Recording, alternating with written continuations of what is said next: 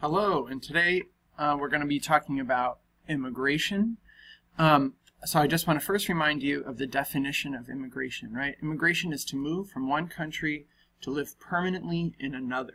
This can be done, remember, legally in the United States as well as illegally. So the first thing we're going to talk about is reasons for immigrating. First of all, we're going to talk about why would you leave your home country, right? So that's a push factor. What is so bad about your country that it is going to push you into another country? The other column says pull factors. So what are the reasons why you want to come to America instead of coming to, say, Canada or going to England, right? So push factors are why do I leave my homeland? Pull factors are why do I come to America? So the first thing I want to ask you to do is fill out half the chart. So if your birthday is an odd day, right? So I was born on November 3rd. So I have an odd birthday, right? The 3rd. I would do the push factors. If your birthday is an even day, then you're going to do the pull factors, right? So odd birthdays, push factors, even birthdays are pull factors. That way we have some kids who've done push factors, some kids who've done pull factors. And one more time, push factors are why you leave your homeland. Pull factors are why you choose to come to America. So who are the first immigrants? The first immigrants who came to the United States are coming from Europe, mostly from the eastern part of Europe, Russia, Poland. They start coming in 1892, and the place that they come to is called Ellis Island in New York Harbor. Here are some pictures. We see a boat here filled with immigrants. You can see thousands of immigrants on a boat. Men and women, you can tell by what they're wearing. Here is a picture of Ellis Island itself, right? This is Ellis Island today. It hasn't changed very much, although it's not used for immigration today. It's a museum. And here you can see a picture of immigration, or of people actually coming through Ellis Island. You see the rows and rows and rows as they come through to give their names and be entered into the books to become citizens of the United States. It took immigrants about a day to pass through Ellis Island. So when they came in, they were foreigners. When they left, they were American. We had about 12 million immigrants pass through from the year 1892 to 1954 when Ellis Island was closed. They're inspected. That is, they look to see whether they're healthy, right? Physically healthy and mentally healthy. And then they're labeled if there's an issue, right? They'll put it right here on their coat. They would write with chalk, and we'll talk about what they would write later next week. Some would be separated from their family right often. They would split the family just to get them through processing, and then the family would be expected to meet back up again outside.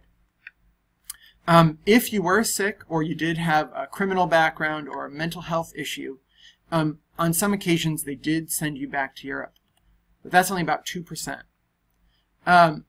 Because of this, New York City has become a very diverse town. That is to say that there are people from every part of the world living in New York City.